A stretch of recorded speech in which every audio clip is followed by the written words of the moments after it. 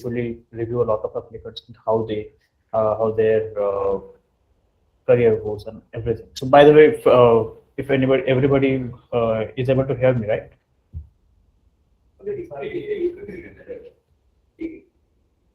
Hello. Yeah. Thank you. Thank you, Vika.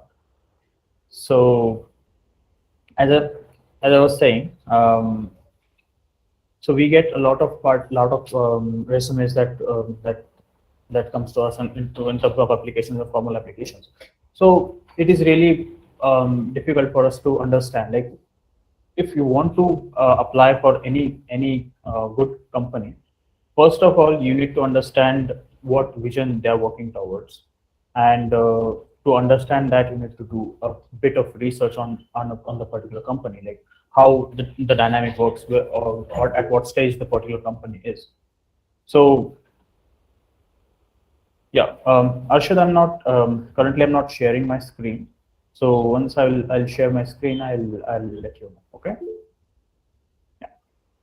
So that said, as we were talking about companies, right? So you need to understand what sort of dynamic is there with every company, what sort of product they're working on, or what sort of technology they're working on. So roughly, you should have a better understanding of it, like to since when this particular company is working, and what their vision is.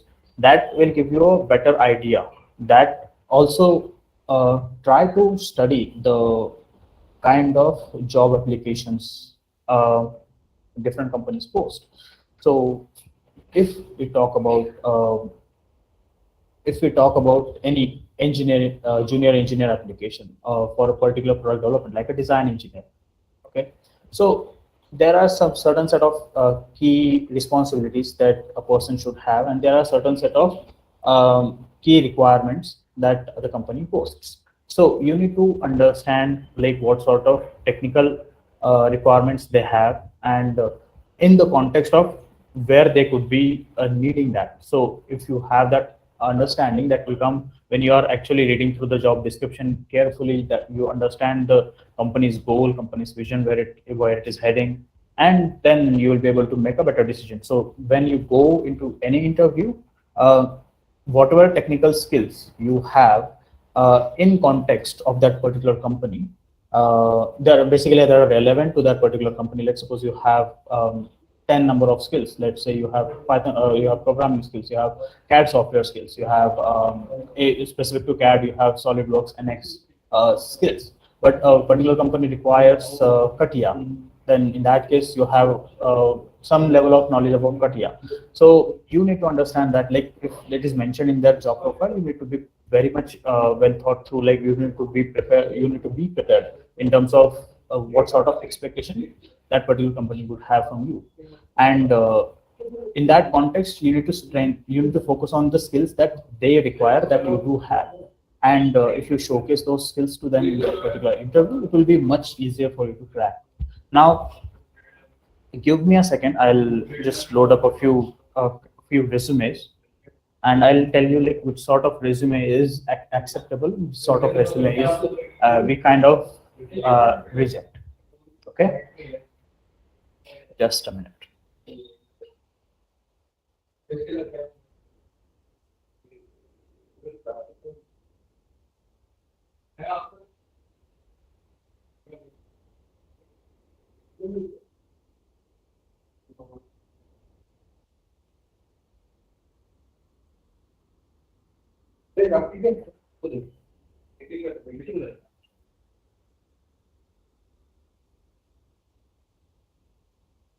Just a minute. It's taking a bit of time.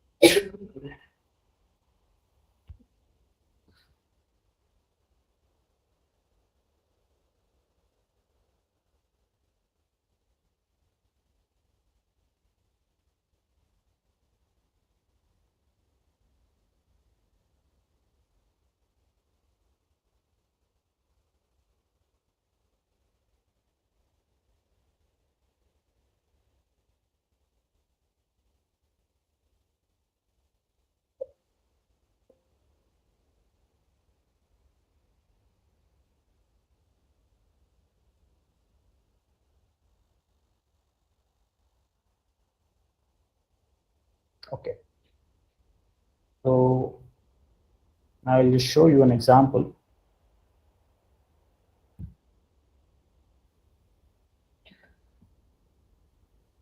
Is my screen visible to you all, first of all?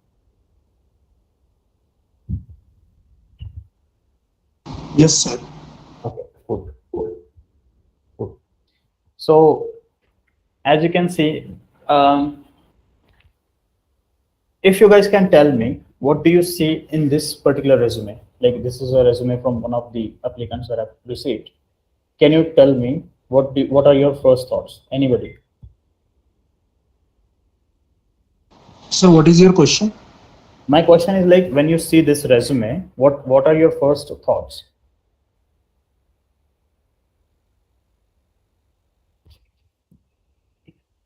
Sir, it has done nothing. Exactly. So if you take this kind of resume to any company, will they know what sort of skills you have? Will they know what sort of projects you have worked upon? No, right? So this kind of resumes is what we don't want. We basically any company as an organization, they would easily reject these kind of resumes. I'll give you another example. Okay, so this is the second example that I'm talking about. So here the person has written it fairly good amount of things he has written, but the key things that he didn't mention is let's break it down little by little. Okay, so he has written his education qualification, pursuing mechanical engineering in this particular institute, and he's going to get graduated around in 2022. Now, as 2022, that means that he's in his final years, right?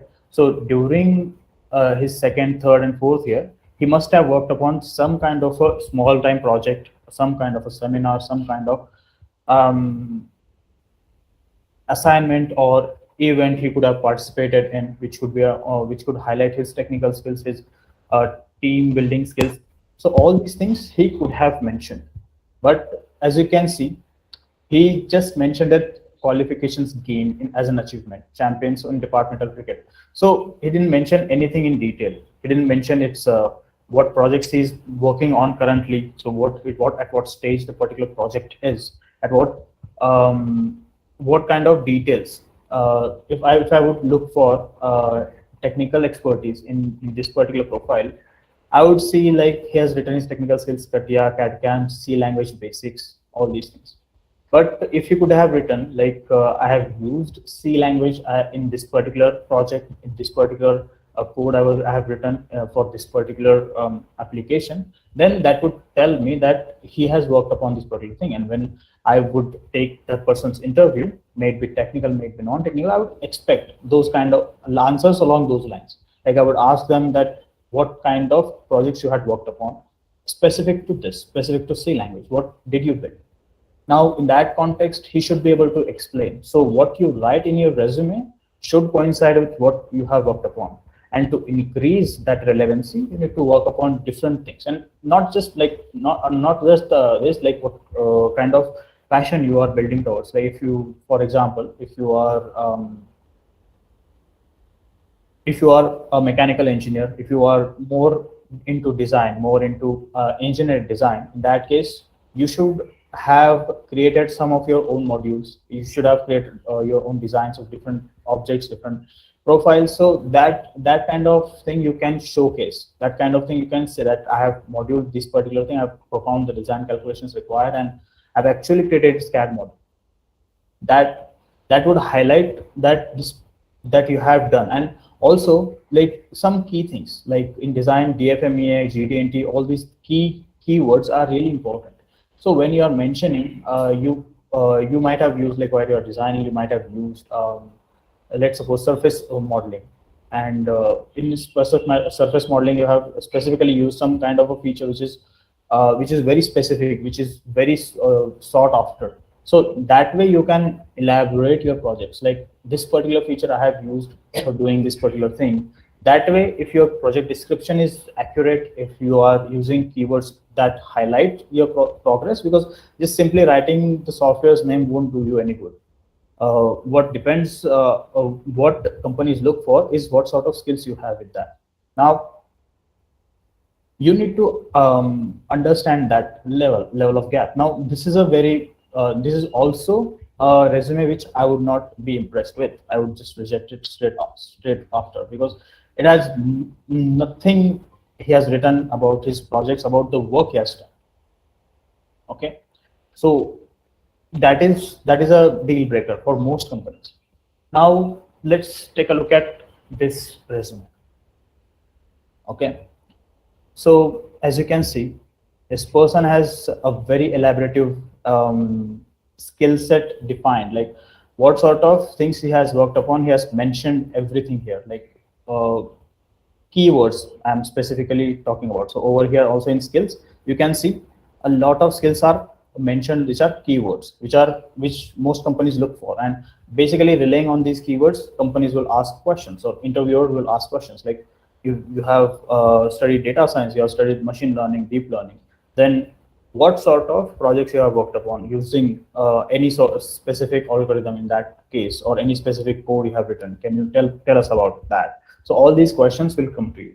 Now, when you are working on it, when you have worked upon it, when you have completed the particular project, or even whatever stage the project is at, you should be able to express. Otherwise, whatever you have written won't have any value. So that is a key point. Now, as you can see over here also in resumes, this person has elaborately explained what sort of project he has worked upon, and it's a quite long description. This is not kind of ideal in most cases, because most companies would have like they won't have that much amount of time. Most people don't have that much amount of time to go through every single tiny detail. But if you take a reference from this kind of thing, if you have at least 3 to 4 points explaining your project in a very elaborative manner, and the flow should also be there, like at start what you have worked upon, then how you have taken that particular project to its basically whenever you are moving, whenever you're working on a project, you're working it with stages. There are different stages. If you take a design project, first you will do some research, you will understand the requirements, then you'll perform the design calculations, create a sketch or something. Then based on that sketch, you will create its a CAD model, and then based testing that CAD model or even fabrication will be involved. So these are different stages. So if you break for every single stage, if you are explaining that in a very short but sweet manner, in a very elaborative manner, which also covers like what you have exactly done at that particular stage, that highlights the work you are doing. That actually expresses when you are writing something. It is really important for you to have worked upon. Otherwise, it won't show that you have worked upon this particular thing. If you have already worked upon it, then you will be able to easily showcase, like and it will be obvious for the interviewer or for the any reviewer who is actually reading your resume. It will be much more obvious that this person knows what he has written, and that is a very key highlight in selection, or basically getting selected. So this way, if you are mentioning what you have worked upon in a very great manner, in a very elaborative manner, also a better way, then that could lead to a great kind of success in terms of getting selected for a particular interview. Now, if you guys have any questions about this, we can talk.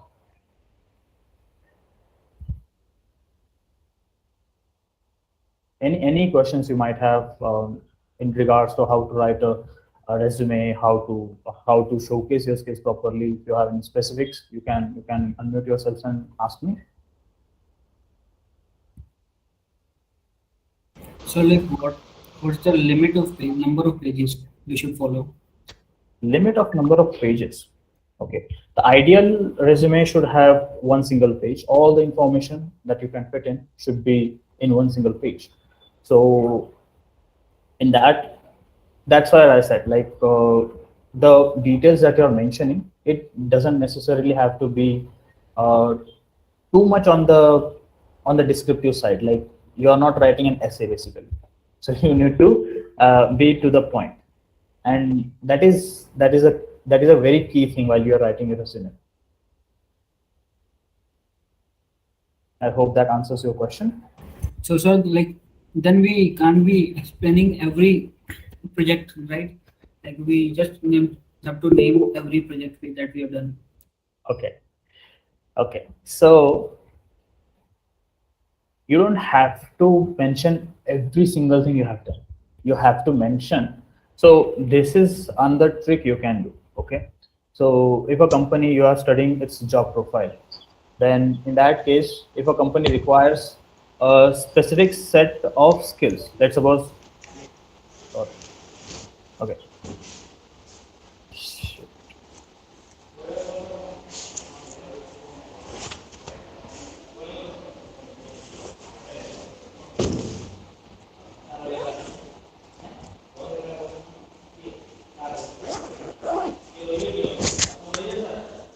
बोलेगा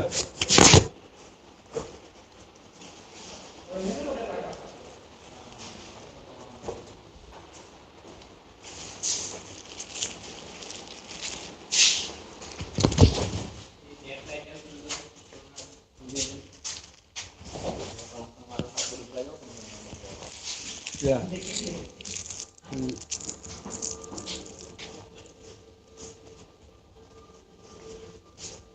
बंधा रही ବର୍ଷେ ବନ୍ଧା ରହି ହଁ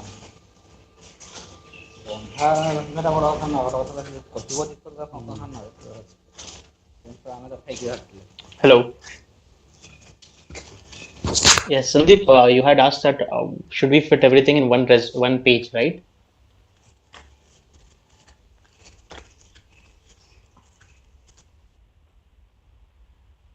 Okay, so see, the thing is, if you're a fresher, the thing is that companies know how much you can fit in one page. Okay, so if you have to fit, if you have done something which requires more than one page, that is well and good.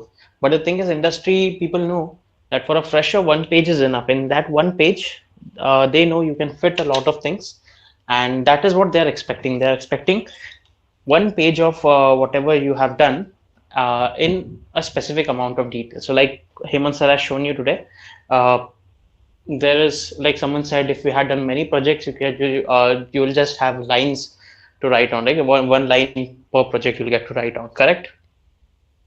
So actually when you do your write your projects, you write it in a way that you write the name of the project, right? And there should be 3 points that are clear along with each project. Okay, so first point should be, what was the aim of your project? Okay, first of all, am I audible to you guys? I haven't heard from any of you in a while. Yes. Yeah, so first thing is, what was the aim of the project? Second, what was your contribution in the project? Okay, because whatever project you do at a student level, most of them will be at a team, this thing you will do as a team, right? So second point would be, what was your contribution in the team, in the project? And third point would be, what was your outcome of the project? Did you complete the aim that you had planned for? Okay, so with respect to that, you have to write your projects in the resume.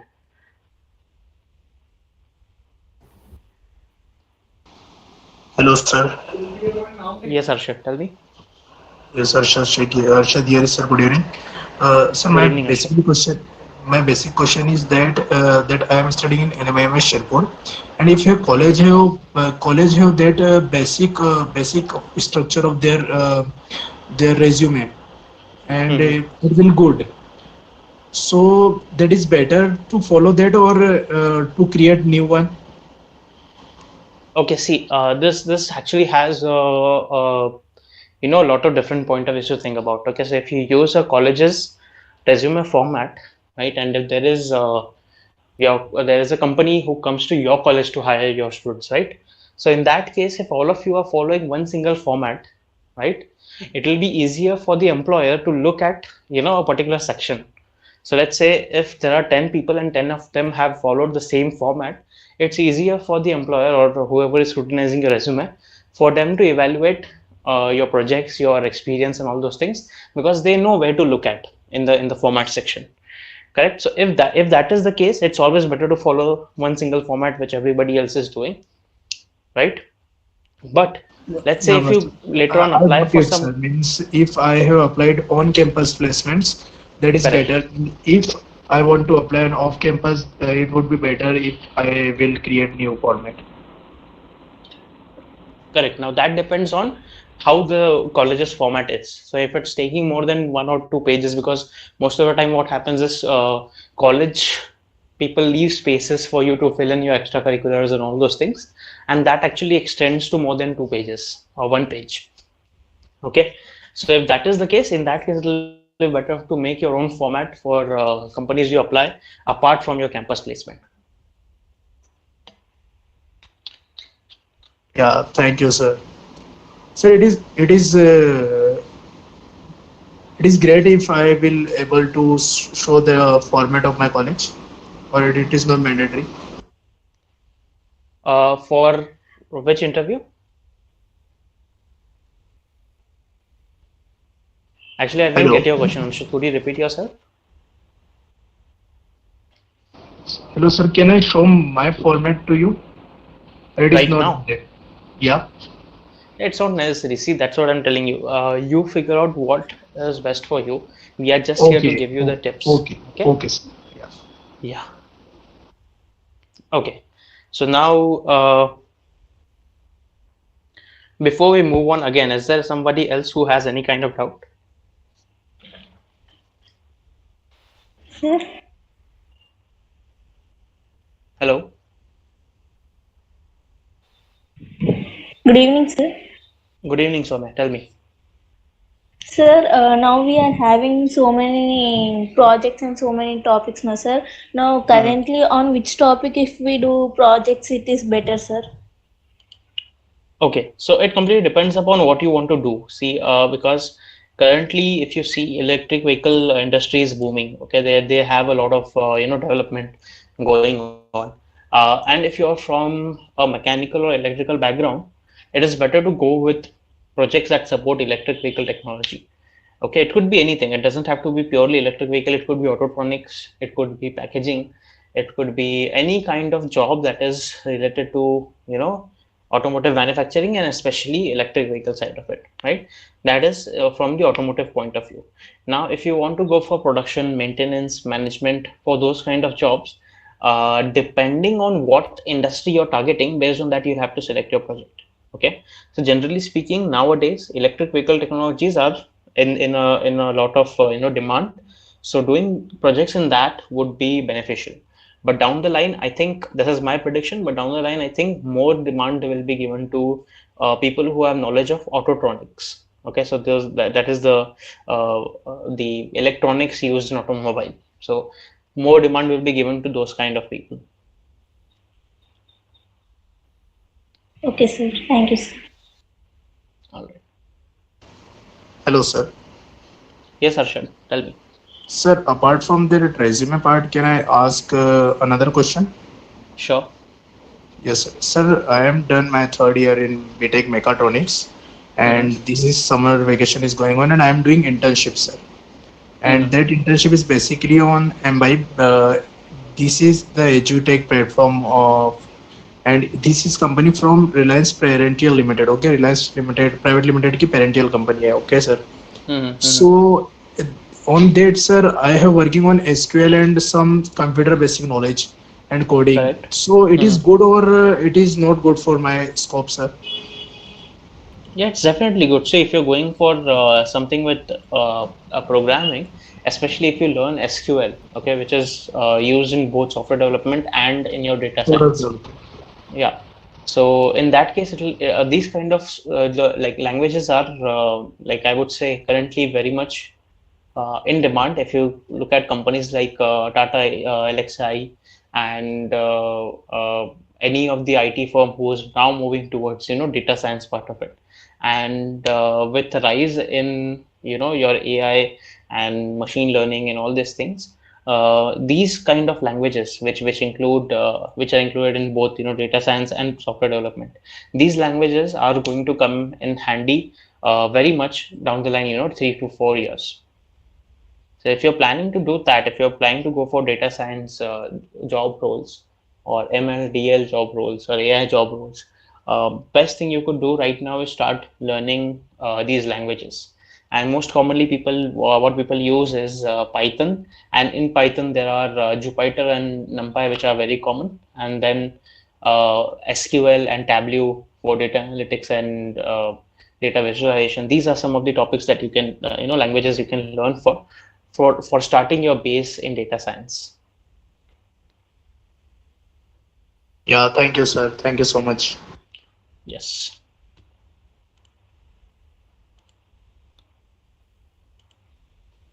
Okay, is there any other doubt from anybody else?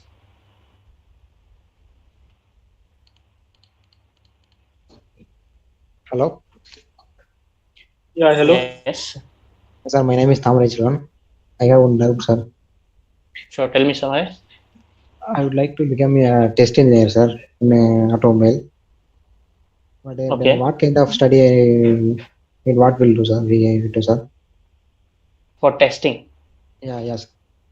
On-road testing, like. Okay, so see, when you go for testing, there are different fields of testing as well, right? So it's not called testing per se. It's more like maintenance or homologation or safety engineer. Those are the kinds of field you should focus on right now.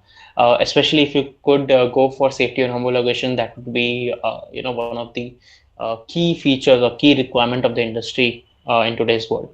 So like I said, EV industry is currently booming, and along with that, homologation and safety is a very major concern in these electric vehicles, right? So we are seeing Ola scooters getting on fire, and we are seeing all the other electric bikes and all those things, electric cars, and there are questions for safety of these vehicles, right?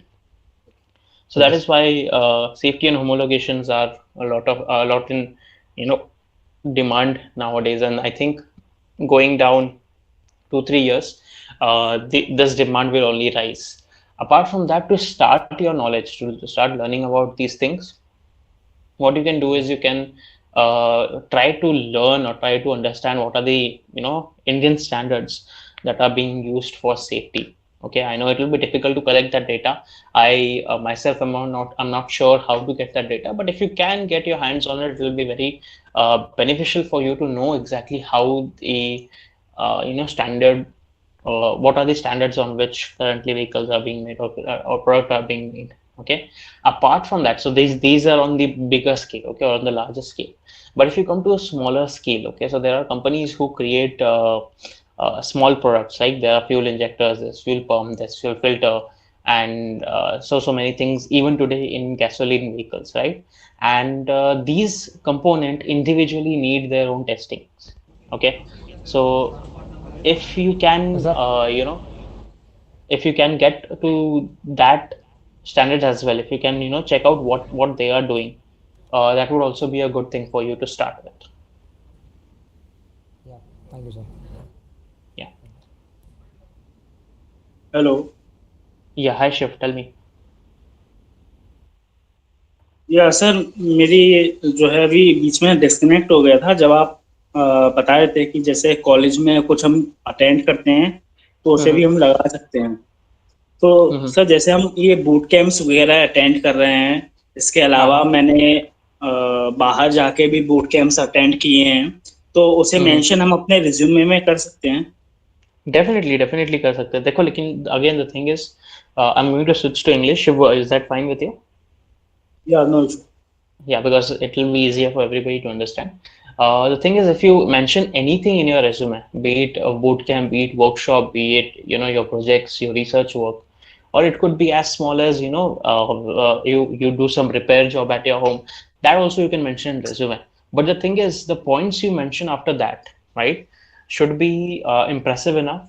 Like अगर तुमने boot camp किया हुआ है किसी चीज में, so if you have done a boot camp in anything, you should be able to write what you have learned through that boot camp and what was the outcome of that boot camp, what you took out of that boot camp. Okay, and same goes for workshops and projects and all those things.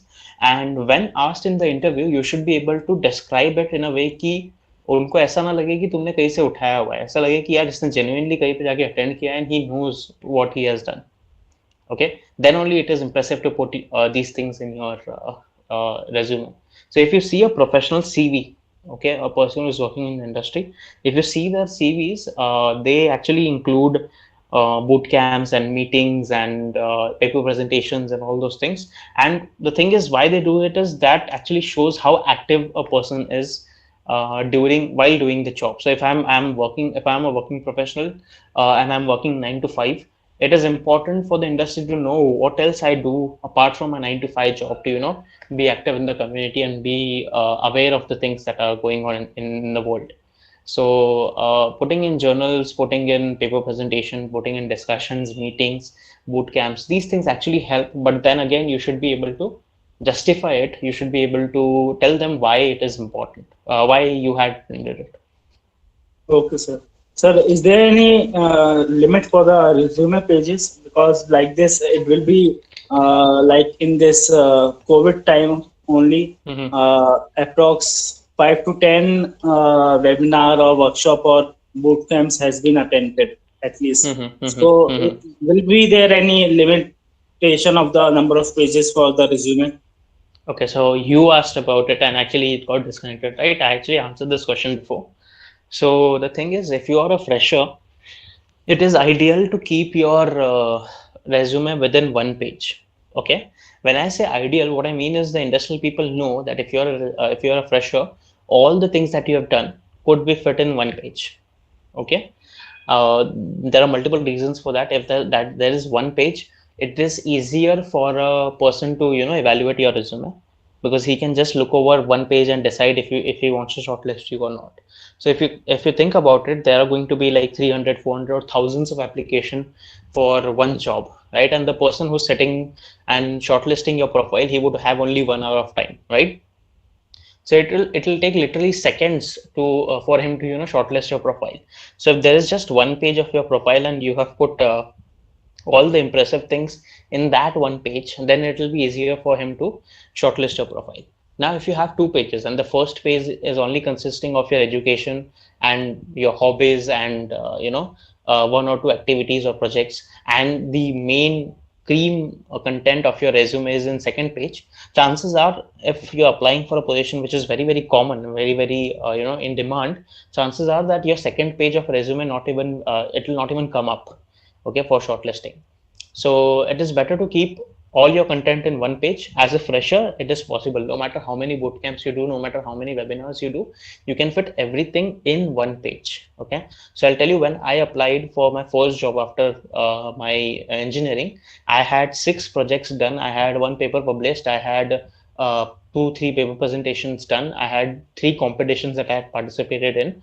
Apart from that, all this was fit in 1 page of resume, including my education, including my core competencies, and including my career objectives. Okay, so including all these things was fit in 1 page. So it's not that difficult to fit everything in 1 page. Like I said, industries are expecting a fresher's resume to be of 1 page only. So make sure it is of 1 page. Now, if it is not fitting in 1 page, if you've tried and failed fitting it in 1 page, then you can probably extend it to second page. But the thing comes over here is, whatever is the cream content of your resume should be on the first page. Thank you, sir. Okay. Hello, sir. Yes, Harshad, tell me. Sir, as per Shiv's question, I have some doubts regarding. I am done internship from ETG, Elite Techno Groups, sir, and it is basically 2 months vehicle dynamics internship, in which, sir, there is some projects like lateral load transfer and something. There are 4 projects. Okay. So should I mention that projects on that, or it is not mandatory, or it is not needed? I have mentioned only that I have done 2 months vehicle dynamics from ETG. from on my resume. Okay, so see, there are two ways to work on this. Okay, so if you have done other projects, okay, which were not part of this internship, you can mention those in the project section. And if you're doing that, if you're mentioning other projects in project section, what you can do is under the internship, like I said, there should be 3 to 4 points under each thing or each activity that you've done. So if you're mentioning internship, under that you can mention you were responsible for solving this problem in the internship. You were responsible for doing this project in the internship. So you can mention that over there in the internship itself.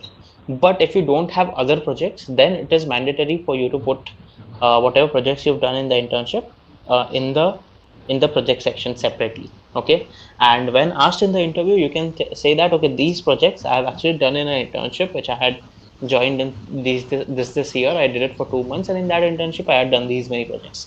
So that would be fine with the employer. They wouldn't mind, you putting it separately. Sir, if I do that like that, if I put on my resume, I have done 2 months vehicle dynamics from internship from 83, and on that subtitle I have done that project. That is good way, or on a separate section? That's what I'm telling you. On a separate section, if you have projects to fill on a separate section which are not part of this internship, right?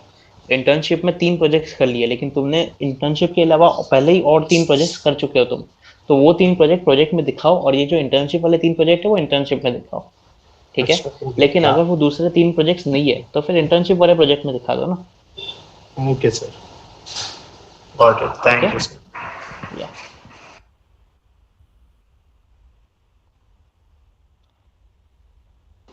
Sir, it is possible that you share your contact details or not? I cannot share my contact details, although you can connect to me on LinkedIn. Simply you can search my name on Google and type ETG after that. My profile should come up, and you can connect to me on LinkedIn, and there we can have a discussion too. Okay, thank you, sir. Yeah.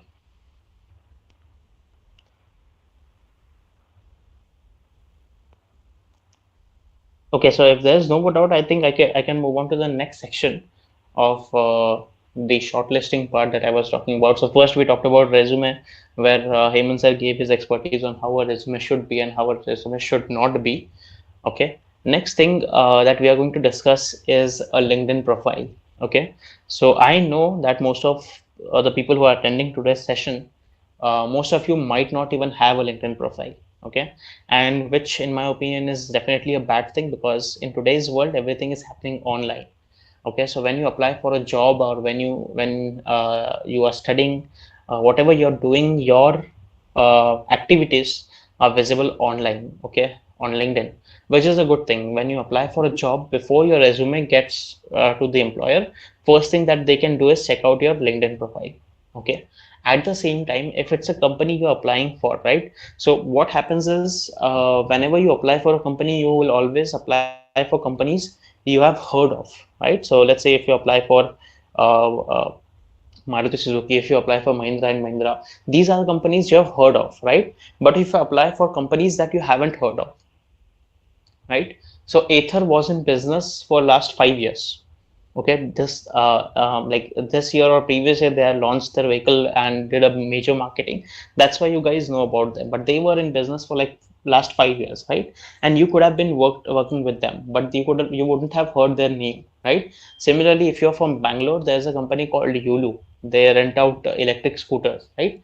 That company, comparatively, it's small, it's not very well known, and yet you can apply for it and you can work in those kind of companies, right? So if you are on LinkedIn, you can check out these kind of companies, right, where you can apply and you can work with them, and they might not be even that well known, but they will have the potential to be a bigger company, right? So if I would have told you 5 years ago that you should go work for Ather, most of you would be like, sir, what is Ather, right? But if you were on LinkedIn, you could have researched about Ather, you could have known where the company is right now, how they're progressing, and you could have worked with them, right? And that is why LinkedIn is important. You get to know about the industry, you get to know about these companies who are slowly growing, and companies are able to shortlist your profile, right? So one thing which I tell all my students is always keep your LinkedIn profile updated. What I mean by updated is whatever you do. So Arshad, you've done our internship of vehicle dynamics, right? So have you mentioned it on your LinkedIn, right? That's the important point. You should mention it on your LinkedIn, because once you do that, employers will know that you are active in this field and you've done something in this field, right? And on LinkedIn, you can put up your projects. Okay, as a post, you can put up your projects, you can put photos, you can put videos, you can put description into it, and you can tag the company you're doing the project with, so that your projects get validated, and whoever is seeing your profile will know that you not only are active in this field, but are actually knowledgeable enough to work on this kind of project, right? So many of our students actually post projects on LinkedIn, whatever they do in our courses, and which is a good thing, which showcases their own skill, showcases their activeness in the community, in the field, and that's how you get shortlisted much quicker. Okay, so regarding the LinkedIn, regarding the resume, if there are any doubts, I'd like to take them now.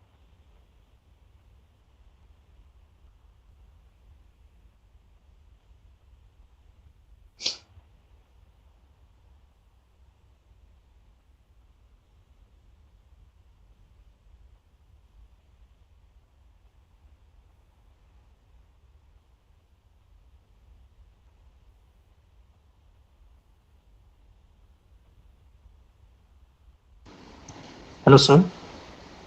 Yes, Arshad. Sir, I am adding my internship that there is Elite Techno Group capable. This will update yet? Yeah, so we have changed the name to Capable now. It's actually a sub brand of ATG, Capable from ATG, and that is going to be the new face for all the courses and all the edtech things that we do. And sir, what is the location for that? Bangalore.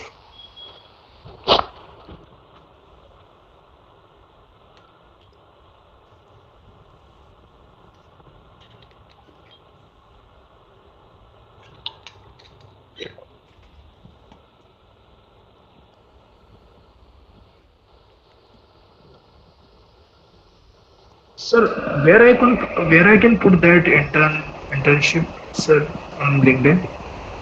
In your experience tab, when you go to editing your profile, there is a tab where you can put in your experience, and over there you can put your internship. Okay, sir.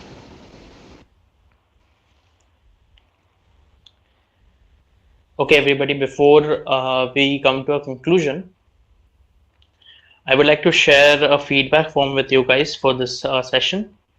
You guys, please fill up the feedback form. It'll give us a good feedback on what exactly you liked about the session, what you didn't like, what we should improve. And apart from that, we are also offering free courses to everybody who have joined this webinar with us, this bootcamp with us. And these free courses will be based on whatever is your field of interest. So if anybody is interested in data science, they can go for a free course in data science. If anybody is interested in electric vehicle, they can go for a free course in electric vehicle, and so on and so forth for design and mechatronics and all those things, right? And why we are giving out these free courses are because we want people to take their first step and get introduced to the field of whatever they're interested in. Okay, so it would cost you nothing. Just fill up the form, and make sure before filling up the form, if you want to get the certificate, also filling up this form will ensure that you get the certificate. If you don't fill up this form, you won't get the certificate. And make sure before filling up this form, you have registered on our website, which was the first step for the bootcamp, right? But if you have gotten the link of this bootcamp from your friend or from some other place, please do register on the website and then fill up the feedback form, or else your certificate will not be generated. So certificates are now automatically generated on the website, and you have to have registered on the website, and also you will have to fill this form, feedback form from the bootcamp. Okay, so if you want the certificate, you'll have to register on the website and fill the feedback form.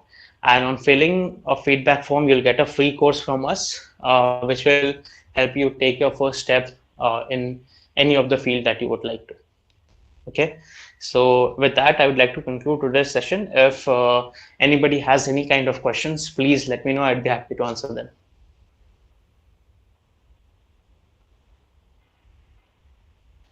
Okay, I've shared the feedback form in the chat box. I hope everybody has gotten it.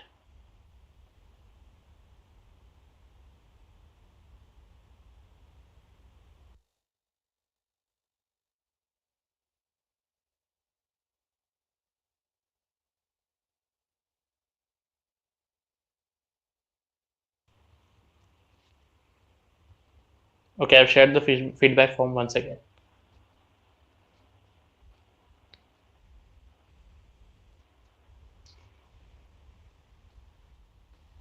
Sorted. So everybody got the feedback form? Yes, sir. Okay, Mohammed Salman is asking, sir, I've attended many webinars from ETG and received certificated also. Do I need to add all that on my resume? Okay, very good question, Salman. So the thing is, in the pandemic, we have seen a rise in free webinars and free boot camps and all these things, right? And you must have like hundreds of certificates collected with you guys, right? Now it's your job to pick whatever certificates you think are more valuable, right? Whatever certificates you can present and you can talk about in an interview. Like in today's session, I told you whatever you mention in your resume, you should be able to talk about it in when it comes to the interview, right? So, and you should be able to select the certificates which are relevant to the job you're applying to. Okay, so let's say if you're applying for a data science job, you should not pick a bootcamp which was based on electric vehicle. Okay, that would not make any sense, right? So you should always pick any relevant bootcamp certificate or any relevant certificate, and then you should be able to talk about it. So with this criteria, pick out the best of the best certificates on the bootcamp, and that you can put in resume.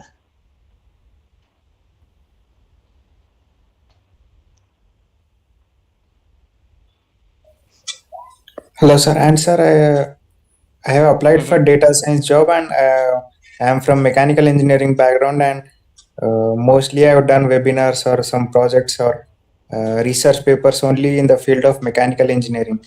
And I am fresher in data science, so I don't know anything. I have just done some minor projects, like something, let's say in the course, I have done something in data science project. So do I need to add that projects, or else can I add my mechanical engineering research paper, sir? Okay, so if you're applying for data science job, it is always preferable to put in whatever experience you have in data science. Okay. That is what will get you shortlisted for the interview in the data science field, right? Right, sir. Yeah. So that's how you should make your resume. That's how you should form your resume if you want to work in data science field. Okay. So I should not add my mechanical engineering research paper or something. So if you have a research paper in mechanical field, if you have worked in mechanical field, I would suggest you go and work in any kind of mechanical field, in which it will be easier for you. You will not have to start from zero. Right? But if you are starting from zero in data science, make sure whatever you have done in data science, that should be visible in your profile. Yes, sir. And anything else that you put. So let's say if you put 1 or 2 of your mechanical research paper or mechanical projects, those will be add-ons or bonuses to your resume. Okay. Yes, sir. Thank you, sir. Yeah. Yes, all right.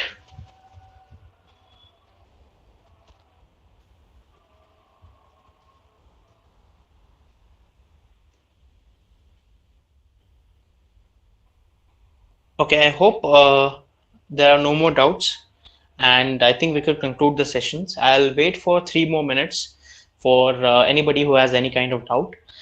For rest of you, I guess we can conclude the session. You guys are free to leave, and it was really great interacting with you guys. I hope to see you next time.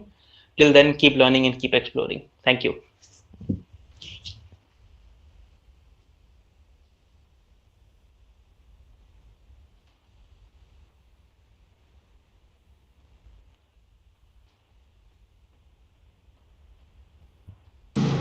Yes, sir. Yes, Arshad, tell me. Sir, I don't find experience section on LinkedIn, sir. Can you help me for that? Sure. Let me check. It's been a while since I've been on the editing side of the LinkedIn. So let me check if it is the same now. Just give me a moment.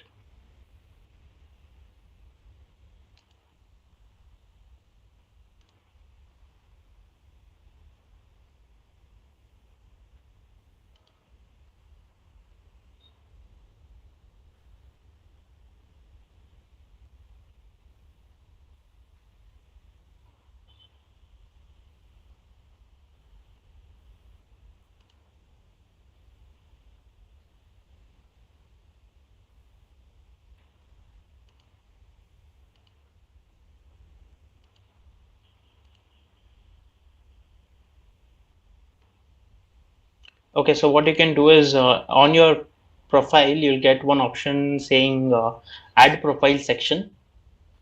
Click on that and then click on add a position. So in that you can select internship and all those things. Thank you. Thank you so much.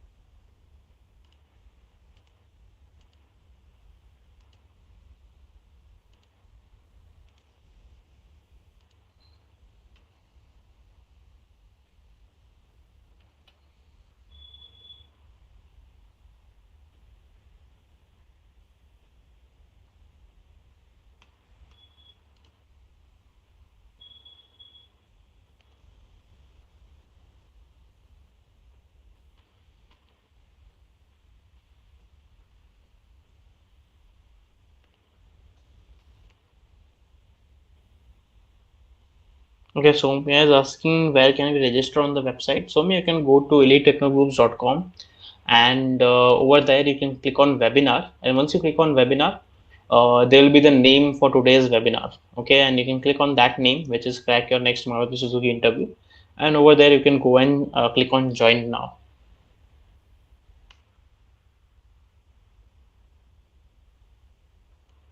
Sir, I have not completed that, so I will put now or I will take some time for that. What you have not completed? That vehicle dynamic internship, sir. So you put it once you've completed it, na? Yeah, okay. Okay, sir. Sir, Yes. can you repeat it again for that Maruti Suzuki's that? For registration. Yeah, you told right now, no? Yeah, so I'll just put the link onto our website on the chat. Elite Techno Groups.com. Hello. Yeah, sir, can we join Yes, sir. internships? Hello. Yeah. Yeah, can we join internships, courses, and other? Now also I have completed my BTech. Then also can I join internships and all? Definitely you can. You go and register for whatever course or internship you're interested in. Our counselors will get in touch with you and help you select the best course for you. No, means I am asking normally that like if I am joining internship from other sites also, will it be useful for me? Means it will be considered for me means other than knowledge purpose and all. Will the industry or the Yeah, definitely you can. Okay, thank you. Sir, on that website, after going, what we have to do there? See on the top of the page, you'll see webinar written. Okay. Click on that and click on Crack Your Next Maruti Suzuki Interview, and over there you can on that page you can click on join now. So where, but on the website. Yes, sir, but I have opened it, but I can't see anything there. Okay. So on the what is visible to you on the website? So the internship courses and that vehicle dynamic and electrical vehicle. No, so next to internship / courses, there is another section named webinar. Yes, sir. Yes, sir. Yeah, click on that webinar and click on crack your next Maruti Suzuki interview. Okay, sir. It was today, no, sir? Yeah. But So I have, sir. But I have done it. So again, I have Yeah, to do no, this. yeah. If you have clicked on this join now before today, you don't have to do it. But if you haven't done it, you have to do it. Yes, sir. Because I have done it day after yesterday, or because that's why I have got this link. Okay, sorted. Then you don't have to do it. Sir, but can check there and tell me the name, because I also don't know. No, if you have done this, it will be automatically registered. I will not be able to check it. But if you have But sir, done how I this, can understand that I have done it? sir, Because we all registered on that link. That's why I got, and we all got the messages on WhatsApp for webinar. yes, sir. For today's webinar. yeah. So if you got message on webinar, you already registered for it. Yeah, Thank miss. you, sir. Thank you, sir. Miss, Can we do? sir, because Yeah. after when this webinar will be? After when what? Miss, for this, crack your next Maruti Suzuki interview. Means again there is webinar. No, this is for today's webinar only. Yes, sir. Means for the certificate, no? Yeah, for certificate. So if you've already registered for it, you don't have to do it again. Okay, it will certificate will be there in mail. Correct. Okay, sir. Thank you. Yeah. Thank you, sir. Yeah, not a problem, Arshad.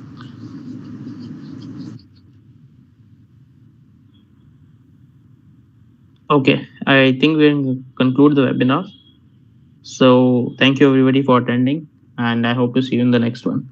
Till then, keep learning and keep exploring. Thank you.